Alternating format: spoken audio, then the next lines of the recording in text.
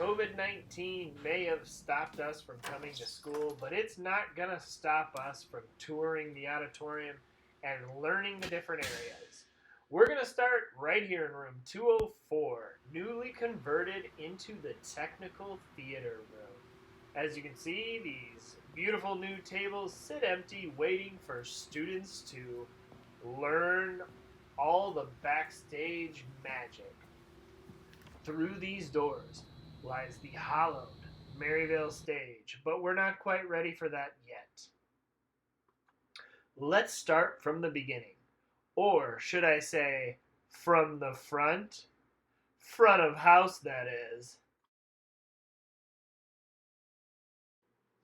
As we walk into the auditorium, the first room that you're going to enter is the lobby, or sometimes called the foyer.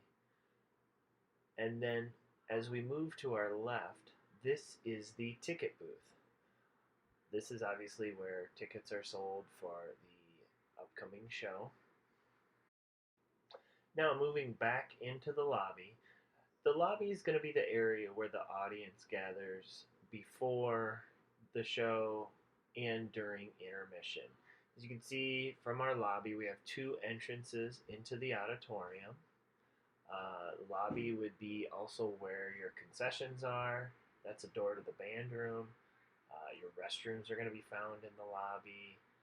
And then also the lobby, as you can see that door straight ahead, is where you would access the booth as well.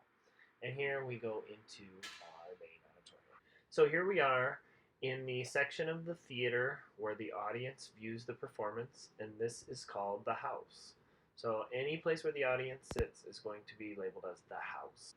Alright, now here we go back to the booth. As you can see here in the downstairs of the booth, more mess, but those stairs can be very treacherous. So the safest way to go up them is making 3 points of contact, one with your hand, two with your feet. Go up like a ladder, not like stairs, watching your head as you go up. Very dangerous. I've had several injuries on those stairs. So here we are in our booth. This is where all the operation of lights and sound happen during a performance. Right here on this side of the booth, we have our brand new follow spot. This is a light that will follow the actors across the stage. On the other side of the booth, we have another follow spot. So we've got two in operation right now. In the center of the booth, you can see our ETC Express light board. This is where the light board operator would control all of the lighting effects for the entire concert or the entire show.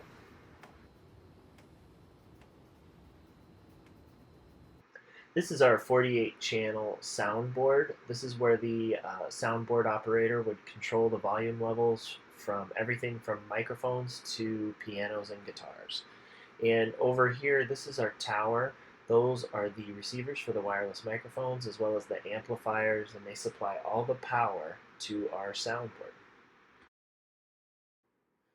Alright, so here we are going to go up to the catwalk now. Sometimes we call this the beam. So all the lights up here are the catwalk lights or the beam lights. There's a couple dangers you need to be aware of when coming up to the catwalk. Number one, it's very high up in the air, so there's always the danger of falling. You want to stay on the metal grid. You wouldn't want to walk out over onto that insulation because it won't support you. The other thing you've got to be aware of is the low-hanging beams, so you don't hit your head on anything. And then lastly, there are hot lights up here, so if you touch one, you can get burned. Also, there's the danger of electricity. You can see down below on the house right there. It goes all the way to either side of the auditorium.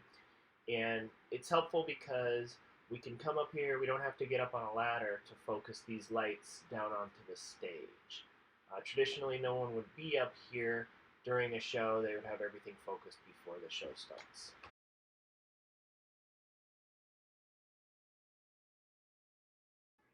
Alright, we're coming back to the classroom. That's the entrance to the shop, and this is the outside entrance to the technical theater classroom.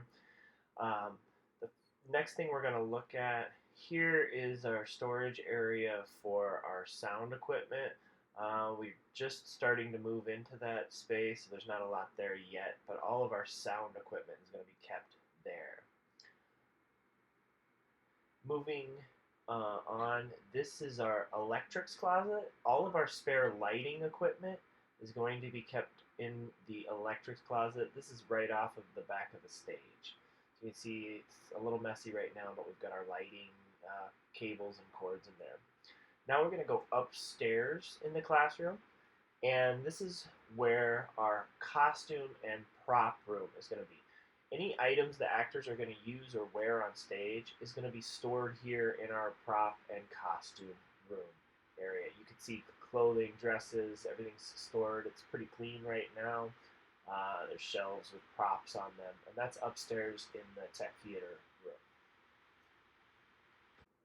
All right, from back down in the classroom, we go out this door that opens onto the stage, and to our right is our scene shop. Our scene shop is very messy right now because we were just finishing a production when we went on quarantine, so we didn't have time to clean it up.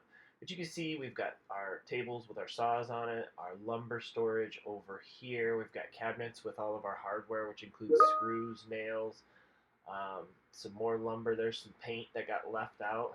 This is where we keep some of our hand tools, and then our power tools get locked up in that tool chest right there.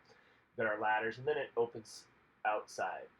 Upstairs in the shop, again, we were putting things away from our spring musical, so it's messy, but this is where we keep some of our furniture pieces. This is called our furniture loft.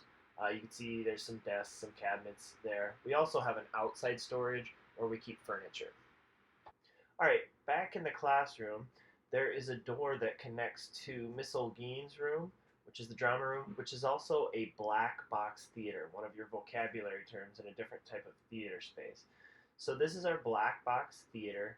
It's just named for its black walls. It's got a just a level floor, and then you can see it's set up for lighting, and you could do a couple different types of plays in here. It's very flexible staging.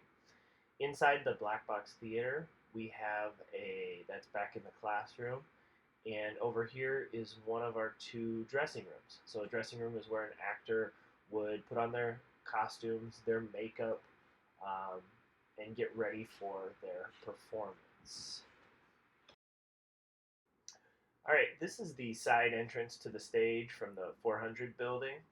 And as we go through these doors, on your left, what used to be our costume room is now our second dressing room. It just contains some lockers. There's the flooring for the dance company. We're going to move back to the stage now and talk about the different vocabulary on stage. That blue curtain is the grand drape. And then behind it, that black curtain is the traveler. We have several travelers. We have one grand drape. The grand drape is usually a different color than the travelers. The travelers are usually black. And they separate the different scenes in a play. The next drape we want to talk about is a border, sometimes called a teaser. And what the border does is it masks the structures above the stage, which are the lighting usually.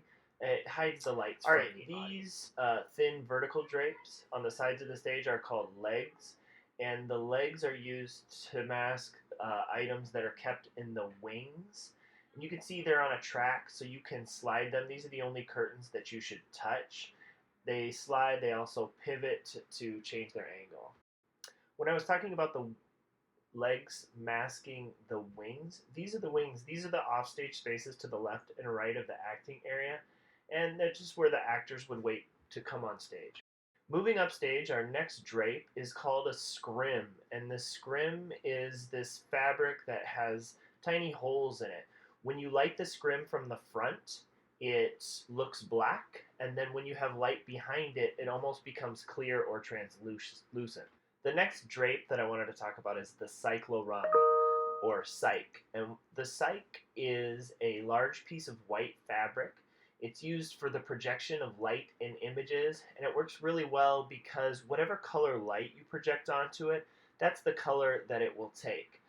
Sometimes they call it a sky cyc because if you project blue light onto it, it looks like a sky. Here you saw some red light on it, here's some green light.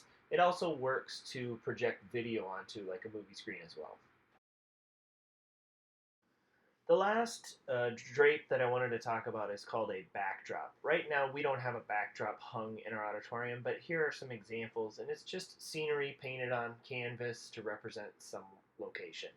All of these items are hung on pipes, which are raised and lowered using our counterweight system. The counterweight system uses a series of weights to balance out the weight of the item hung on the pipe. Uh, those pipes are called battens, and here you can see an empty batten with nothing hanging on it. Um, you can put curtains on there, we can hang signs on there, we can hang lights on there, cords sometimes are hung from the battens, and here you see it being raised back up. The other type of pipe that we use is called an electric, and that's just a batten that's been wired for lighting instruments, so you're able to plug those in, focus them on the ground, and then raise them back up. All right, that concludes our tour of the Maryvale High School Auditorium. I apologize that it's so short. I had to kind of put it together at the last second. Hopefully, when we get back to in-person learning, we will do a more thorough and involved tour and get to know some of the items a little better.